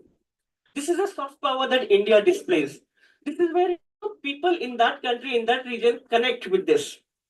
When the Indians are welcoming the Prime Minister, when the diaspora is gathered to welcoming the Prime Minister, the people in that country connect with that. They know that there are voices, there are Indian voices here. So that is, that's an important aspect of this opportunity. Now, this was also a great display when we covered the recently concluded G20 summit. The G20 summit was one of the big opportunities where we could talk about these, topics such as society and global media. There was global media here. There was society, not just India, but from across 20 countries. 20 countries in this G20 summit. And literature and culture are interrelated, right? So therefore, the cultures and the literatures of these countries came into focus. And now, one example I would like to tell you. I was covering G20's working group meeting at Hampi. There was one of the important cultural meetings at Hampi. Believe me, it was such a big hit. It was such a big meeting wherein even the Sherpa, Mr. Amitabh Khan, expressed his joy. So this was one of the best meetings in the G20 meeting. They had over 120 working group meetings before the final meeting happened, before the final summit happened at New Delhi. So this happened all across South India. Hampi was one place. So when we think of Hampi, we think of Hampi only as ruins, his history. But Hampi was a culture of India's display of India's culture and soft power. Hampi came to light that day, during that time, and delegates of the 20 countries were there. Hampi came alive. There was sound and light narrations. In fact, I myself was introduced to Hampi. I saw Hampi during that time in this sound and light show. There used to be gold bazaars on the footpaths. Our country thrived that way. Our country was known for gold those days, and the gold bazaars were on footpaths. The sound and narration displayed it. They created that. They created the entire era of Krishna Devaraya's empire, his rule.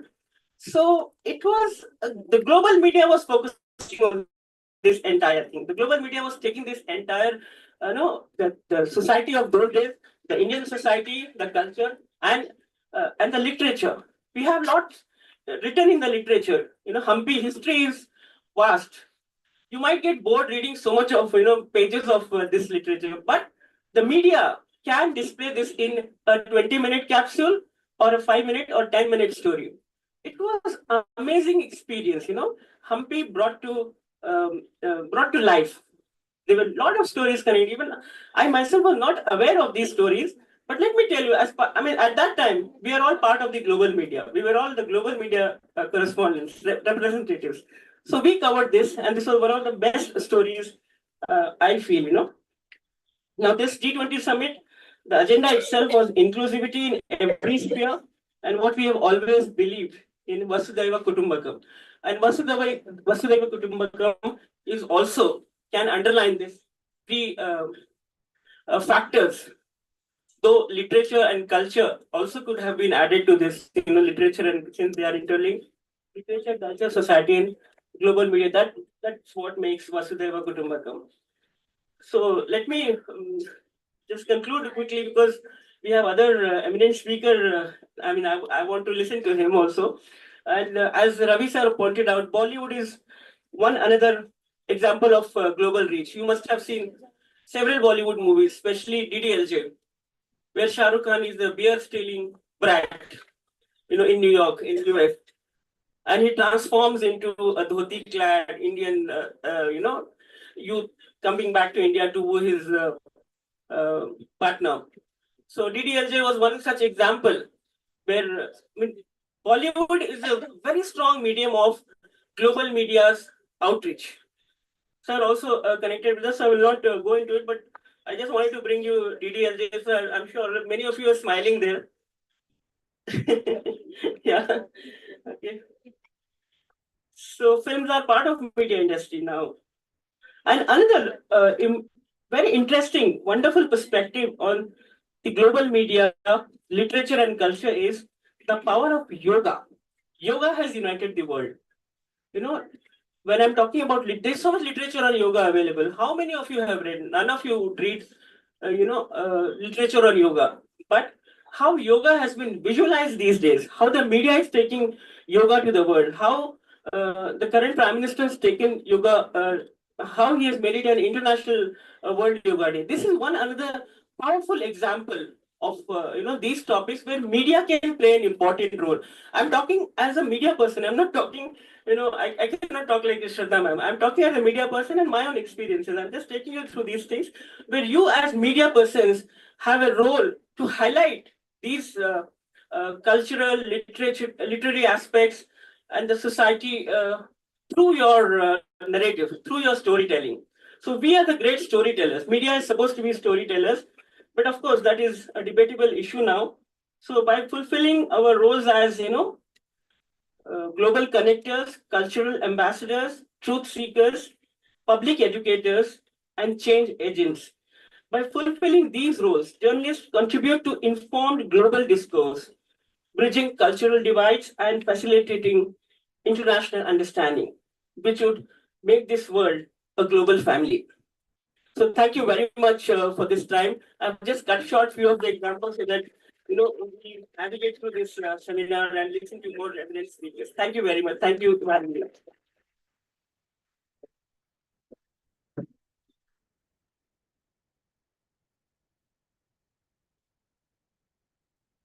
Thank you, ma'am. After listening to what you said about yourself and what you said about the conference, I think it's safe to say that you truly are a force to be reckoned with. Moving on, it is my pleasure to welcome our keynote speaker for the day, Professor George Alfred James, a distinguished scholar, and the first Bhagwan Adinath Professor of Jain Studies at the University of North Texas.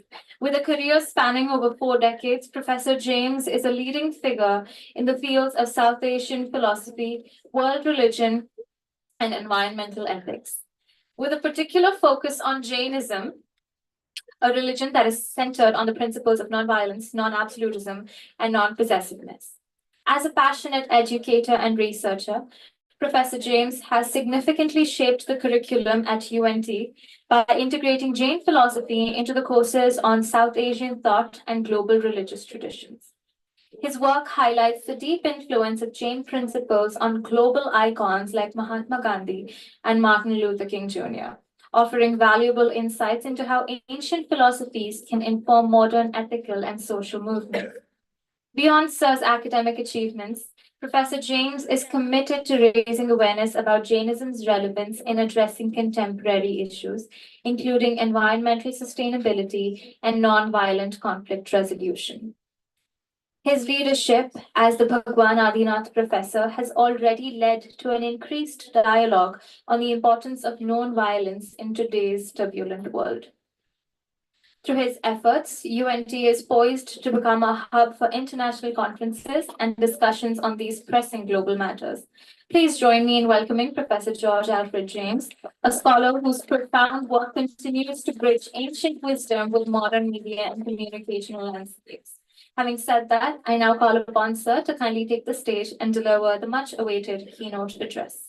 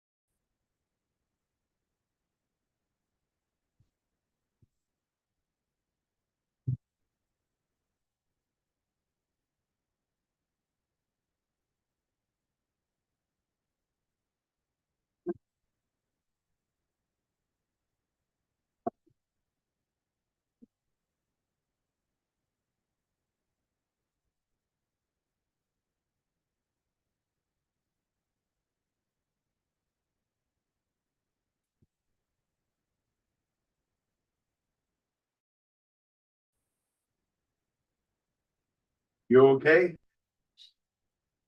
You need a minute? Cool.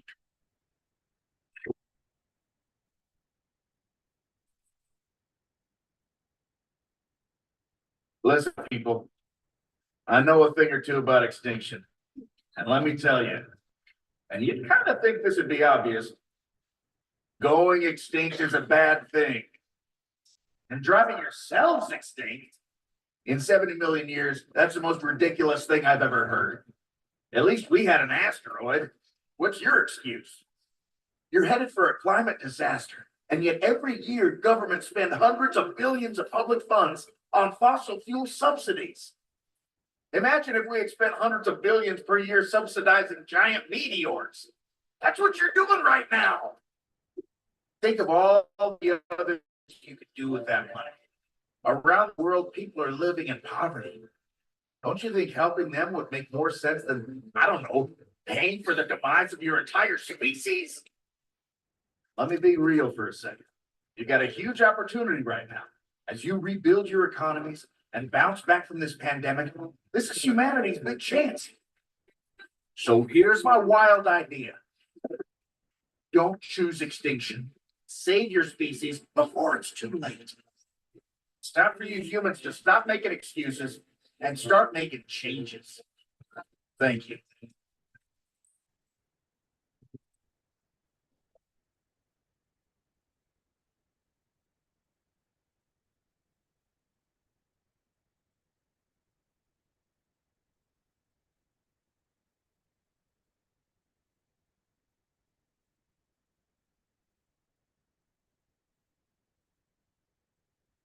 It's a pleasure to be here, and I thank Professor Bhargavi and the organizers for allowing me the opportunity to be with you. I am not a journalist. I'm not a professor of journalism. I'm a recipient of journalism, what you would call a consumer of journalism. And my perspective is largely from American media, which is largely a reflection of global media, but it has its own peculiarities as well. It's my understanding that the purpose of journalism is to inform the public, to provide information. The public depends upon the media for its knowledge of what is happening in the world.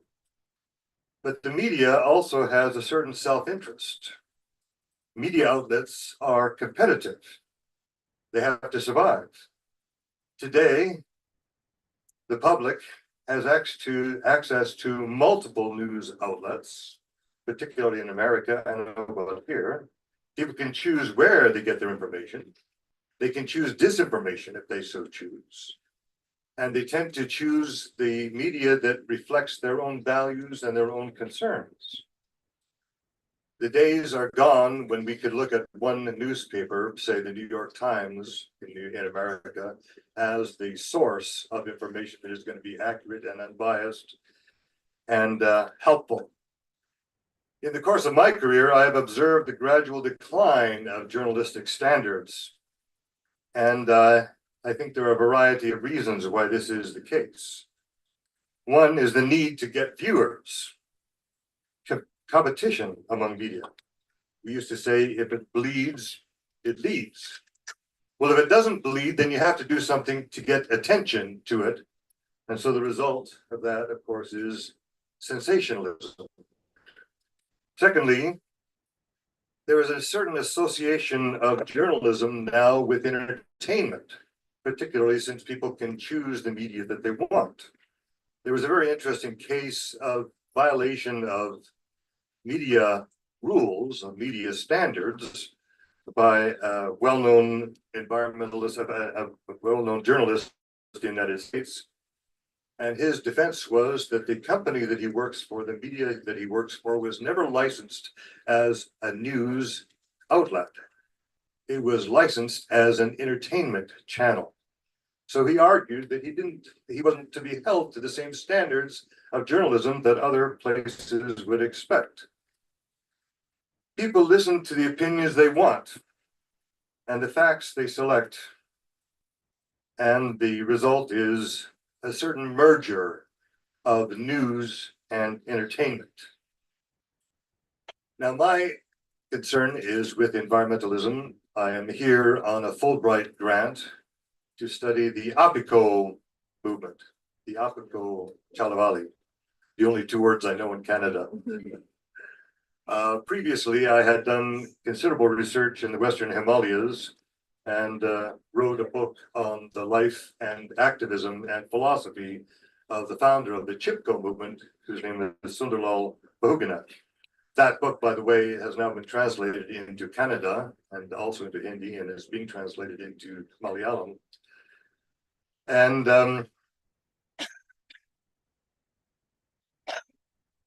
I want to illustrate the observations I'm going to make from a personal experience. I was at a dinner party that I had been invited to with a lot of people I didn't know. And since word got around that I had just received a Fulbright fellowship and that I was going to India for 5 months, the question is, what are you going to do with your Fulbright? And I said, I'm going to study the Apico movement. And then I had to explain that the Apico movement was a movement derived from the Chipko movement.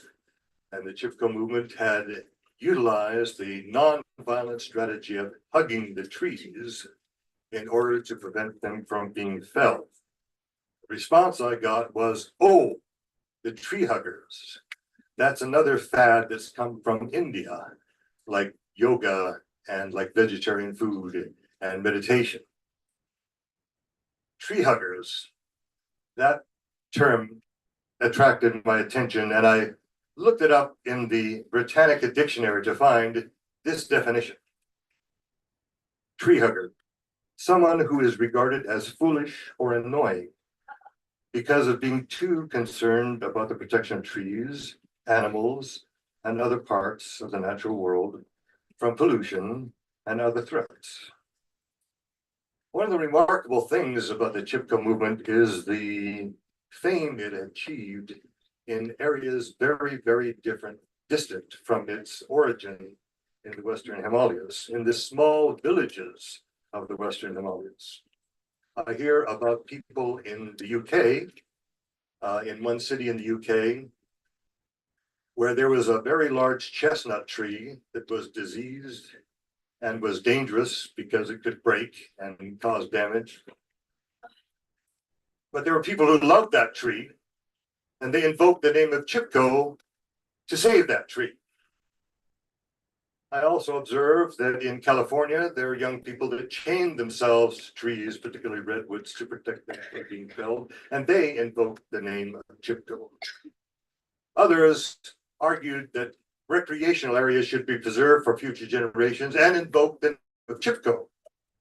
I said, well, that's a very interesting distinction between Chipko as it actually was in the Western Himalayas and as I've observed it, and the caricature of Chipko as you find it elsewhere. I find it interesting. The Chipko movement is very different from the movement simply to preserve nature for recreation, to preserve nature for its beauty, to preserve nature for its aesthetic value.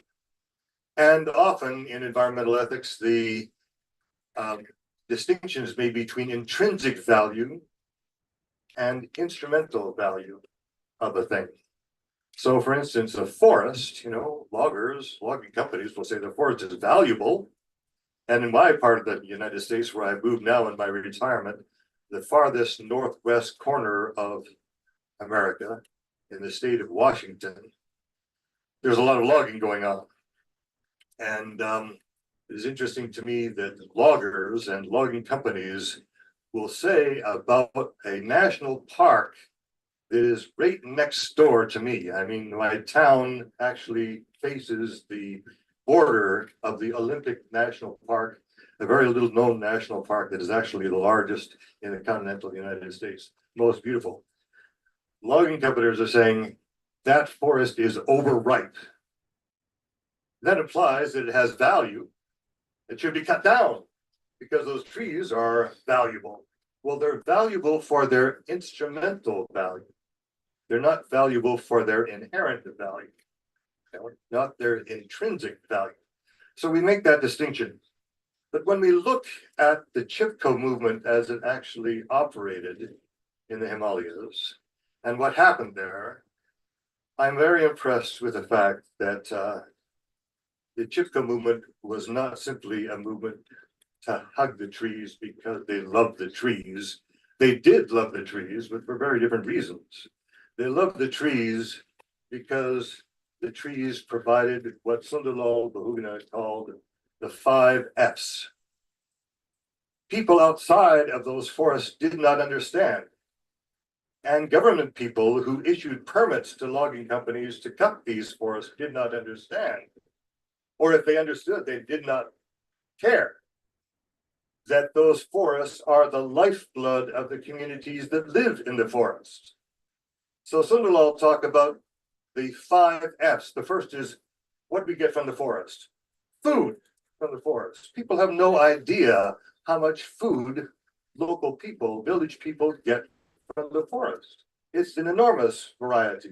The variety of figs, the variety of fruits, the variety of nuts that are produced in that region is truly staggering.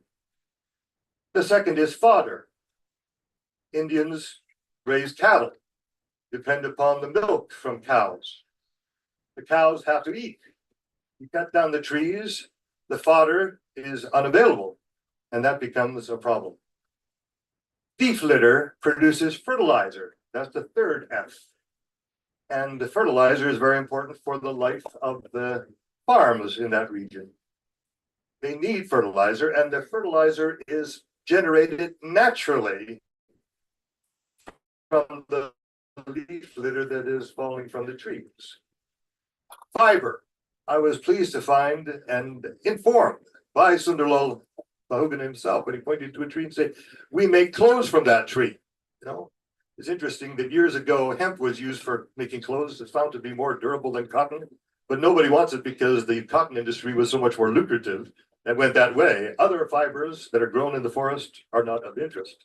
The local people use it for clothing. Finally, the fifth F is fuel, which is used in a very careful way and a very frugal way. So the five F's, the forests for the people of the Himalayas represent life and livelihood. Now you can argue, well, the people who are cutting down the forest also need to make a living, and it's life and livelihood to cut down the trees. But it's very interesting to me that in the Himalayas, the logging companies that hired people to cut down the trees did not hire local people to cut down their own trees. They hired migrant workers from Bangladesh, from other places, to go there and cut down the trees because they didn't have an emotional connection with them. One of the difficulties of forest management is villages who depend upon the forest are not taken into account, largely because they didn't have a voice. Governments could issue permits to companies because they are going to get revenue from it without recognizing that there's people that are dependent upon it. So I raise the question, why would a person hug the tree, actually stand between the tree and the axe and say to the forest worker, you cut me down before you cut this tree? Actually, the first case of tree hugging did not begin with the Chipko movement. It began in Rajasthan in the 18th century, 1730. The Maharaja of Jodhpur decided that he wanted to build a new palace and he needed wood to produce lime, to produce concrete for his palace. He sent soldiers to collect kedri trees from that region. The kedri tree, and I visited Rajasthan in this area, and I was once having dinner in a village, and I said,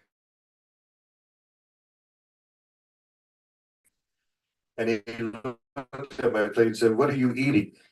I said, it looks like beans. It looks very tasty. He said, that comes from the kedri tree. Most of our carbohydrates come from trees. And people don't recognize that, yeah, it's a good tree for burning, but it's also a tree for life. So it's a very critical issue. Of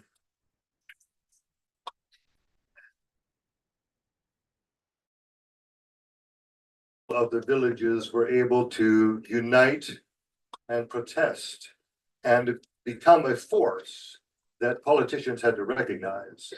So that in the course of time, legislation was passed to protect the trees of the Himalayas above 1,000 meters.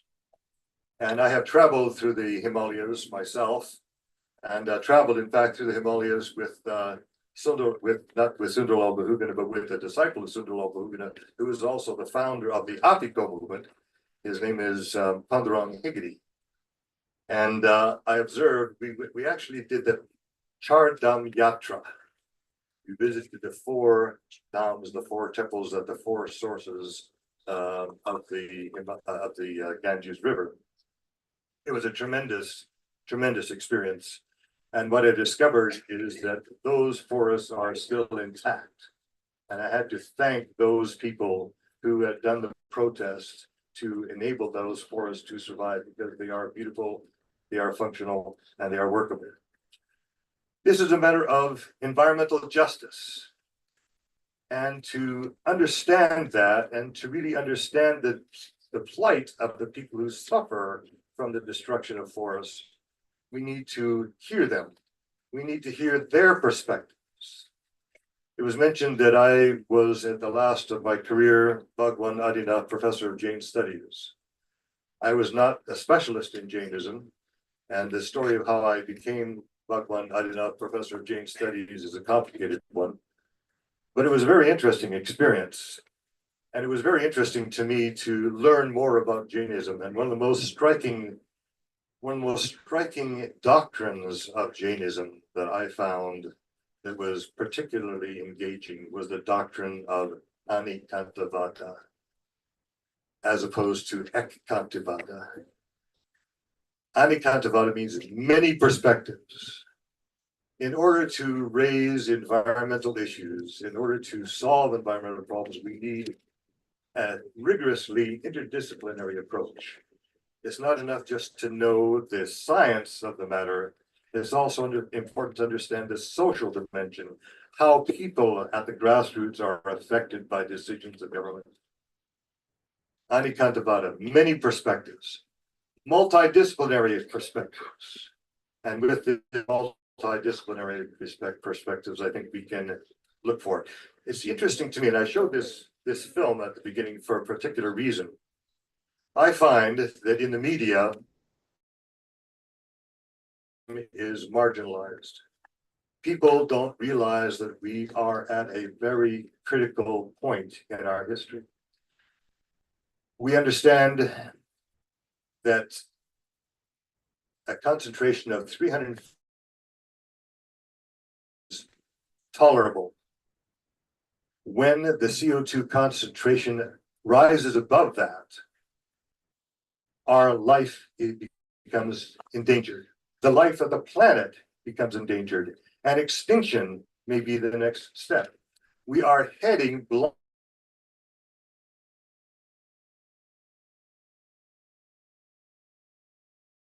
many issues I hear anytime the news discusses an environmental crisis or an environmental protest. It is sort of a marginalized issue.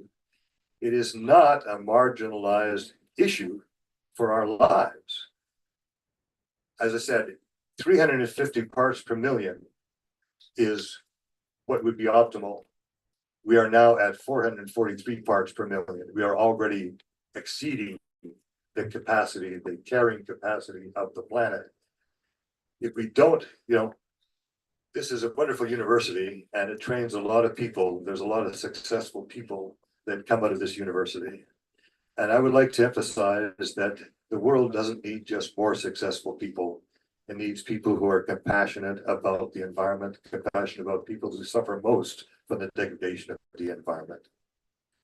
Thank you for your attention.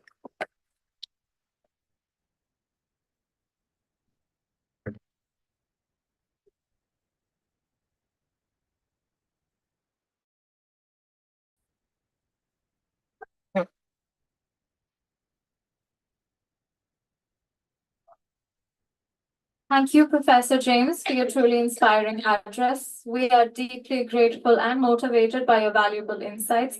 Thank you for being with us today.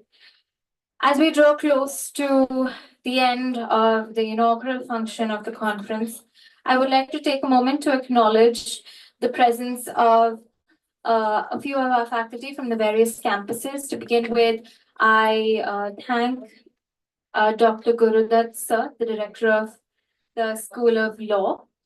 We have with us Dr. Srinivasaya from the School of Humanities and Social Sciences. We also have with us Dr. Vandana from the School of Engineering and Technology. We have with us Dr. Tahuja Afkal, again from the School of Humanities and Social Sciences, Dr. Soumya, Ms. Meenakshi, and Ms. Jawaria. Thank you so much for your presence here today. Dr. Tahir as well. Thank you. Thank you for being here. I apologize. Now, growing up, we're all taught the three magic words, and somehow of all of them, thank you has always been my favorite. And to give you a more philosophical introduction to the word of thanks, I would say that gratitude is said to be the parent of all other values. With that, I now call upon Dr. Rajni Jayaram, Professor of Sanskrit, Dean of Student Affairs, Head of the Department of Languages at Jain Dean to be University, and our conference chair for the event. Welcome, ma'am. I kindly request you to deliver the word of thanks. Please join me in welcoming Dr. Jayaram onto the stage.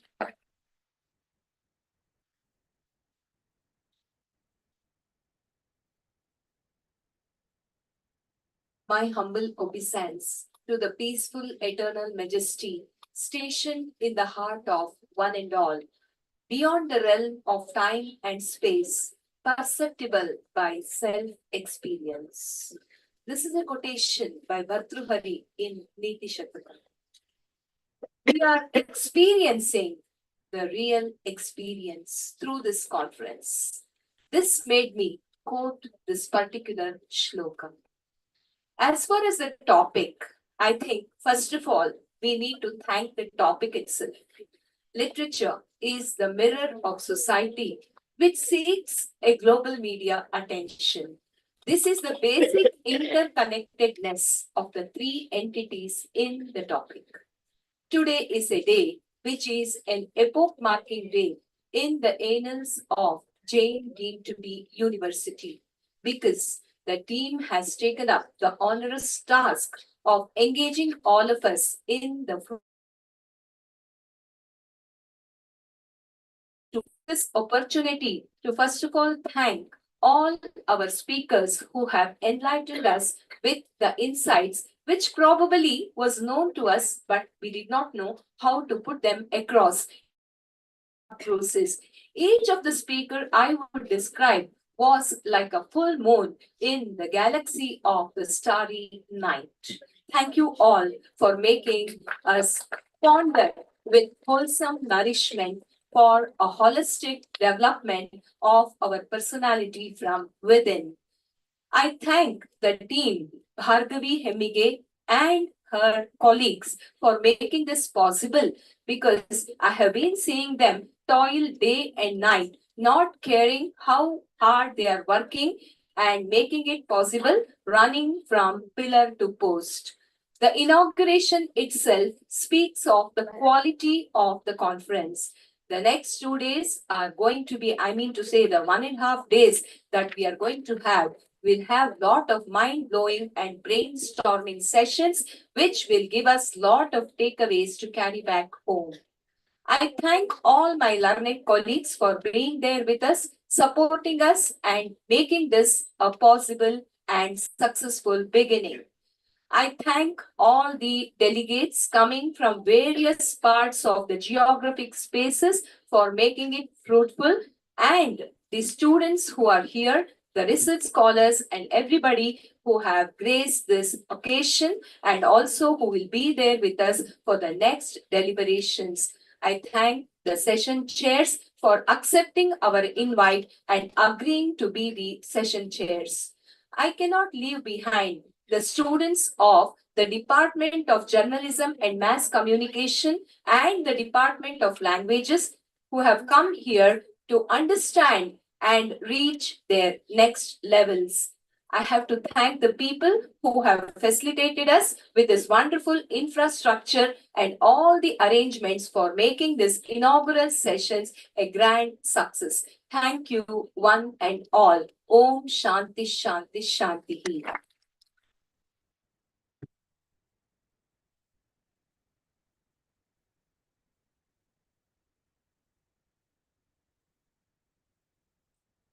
As an extension, I would also like to thank the media. Thank you for being here today. Thank you, ma'am. Thank you, ma'am. It's now time to turn the tables in a way you've heard from us, and now we look forward to hearing from you. But before that, I would like to invite all of you to join us for a short 15-minute tea break in Seminar Hall 6, after which your presentations will begin in the allotted rooms. All your details for which rooms have been allotted to which speaker will be found in your WhatsApp group, so please make sure you take a look at that. And if you have any questions, you can always reach out to the volunteers. We look forward to seeing you promptly for the next session. Thank you so much and have a wonderful and eventful day ahead. Thank you. Audiences, please proceed towards the track after the break. And also, we would like to acknowledge the presence of our distinguished guests, Mekhala ma'am, Zaveria ma'am, Sharda ma'am, Mamta ma'am, many others, Ullas, who have supported us during the event. Apologies because we don't know the others by names, but thank you for your presence. Thank you, one and all. Yashaswini ma'am, Rajeshwari ma'am. Yeah. Sorry, my apologies if I've left any names. Okay.